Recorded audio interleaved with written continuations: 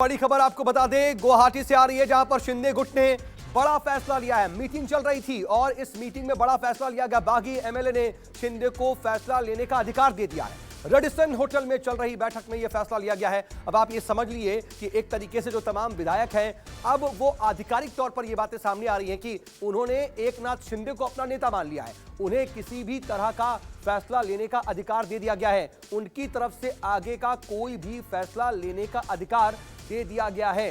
Radisson hotel में यह meeting चल रही थी और इस मीटिंग में सभी विधायकों ने यह फैसला लिया कि हमारी तरफ से शिंदे फैसला लेने के लिए आजाद हैं। सूत्र ये जानकारी दे रहे हैं। तो कुल मिलाकर के जो पकड़ है एकनाथ शिंदे की, वो लगातार मजबूत होती जा रही है।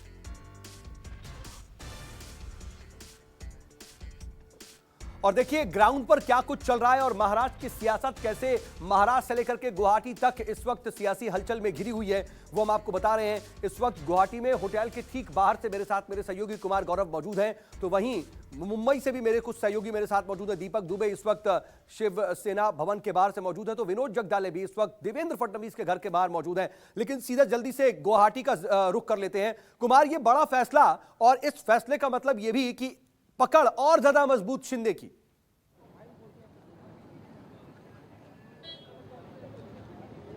देखिए बिल्कुल पकड़ बहुत ज़्यादा मजबूत, और शायद वो पकड़ का नतीजा है कि वो इतने मजबूत हैं, तभी इतने विधायक उनके समर्थन में यहाँ आ गए हैं। और जो संख्या है वो लगभग अब पूरी हो चुकी है कि अब वो शिवसेना उनके कब्जे में जा सकती है। इसके अलावा दो और मुख्य बातें उस बैठक में हुई है।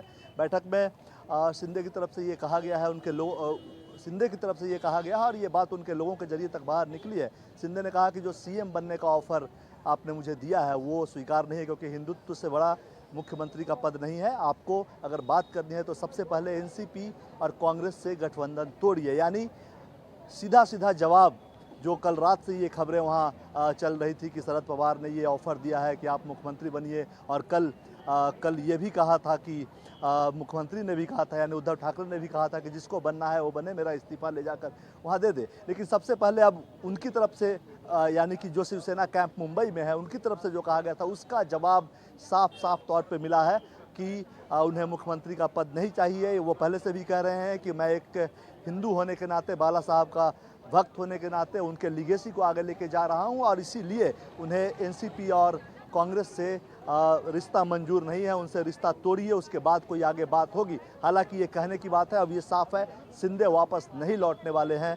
वो बीजेपी के साथ उनका गठबंधन होगा, इसमें कहीं कोई दो राय अब नहीं दिखता है। जाहिर सी बात है कि अब संख्या बल की जो बात थी लगभग पूरा हो चुका है, और दो विधायक अभी एक बाहर गए हैं, वो शायद एयरपोर्ट गए हैं, और वहाँ से जो कुछ लोग जो आज सुबह 11 बजे से सूरत में एक एमएलए वहाँ थे और दो विधायकों का और इंतजार हो रहा था, उनको लेकर अब से कुछ देर बाद वो रेडिसन होटल पहुंचेंगे, जहां बाकी विधायक बैठे हुए हैं। ठीक मेरे पीछे वो होटल है, आप देख सकते हैं। ये भी देखने वाली बात होगी कि अब गुवाहाटी से भी इनके शिफ्टिंग की कोशिश होगी।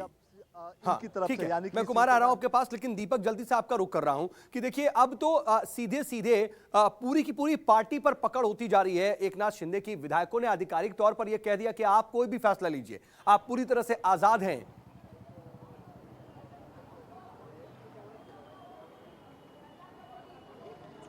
जी, जाहिर सी बात है, जिस तरह से आंकड़ों में लगातार बढ़ोतरी हो रही है, अभी 2-3 विधायक और भी एकनाथ शिंदे के गुट को ज्वाइन करने वाले हैं। यही वजह है कि एकनाथ शिंदे और उनके जो बागी विधायक वहां पर मौजूद हैं, उनके हौसले बुलंद हैं, और यही वजह है कि तमाम जो विधायक हैं उन्होंने अपना समर्थन एकनाथ शिंदे को दिया हुआ है और कहा है कि जो भी फैसला आप चाहे ले सकते हैं। वहीं विधायकों की तरफ से अब एक बात स्पष्ट कर दी गई है, क्योंकि अब वो शिवसेना के साथ अगर जाते हैं तो जिस तरह की भद्दगी उनकी पिटने वाली है आने वाले समय में, वो उनकी राजनीतिक कैरियर पर भी एक सवाल होगा। यही वजह है कि अब साफ कहा गया है कि महाविकास अघाड़ी से आपको अपना गठबंधन तोड़ना होगा, उद्धव ठाकरे को इस्तीफा देना होगा। उसके बाद ये सभी जो है वो शिवसेना के तमाम जो यहाँ के विधायक हैं उनके साथ मिलकर काम कर सकते हैं। ऐसे में साफ कर दिया गया है एकनाथ शिंदे और उनके गुट की तरफ से। हालांकि उद्धव ठाकरे की तरफ से अभी भी आस लगाए बैठे हुए हैं। कल भी उन्होंने अपील की थी, उम्मीद लगाए बैठे हुए थे कि एक कॉल एकनाथ शिंदे शिंदे का आएगा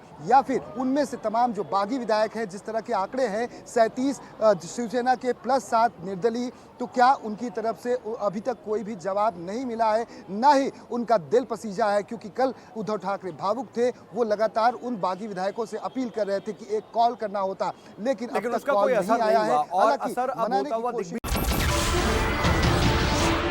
नमस्कार, मैं हूं मानक गुप्ता।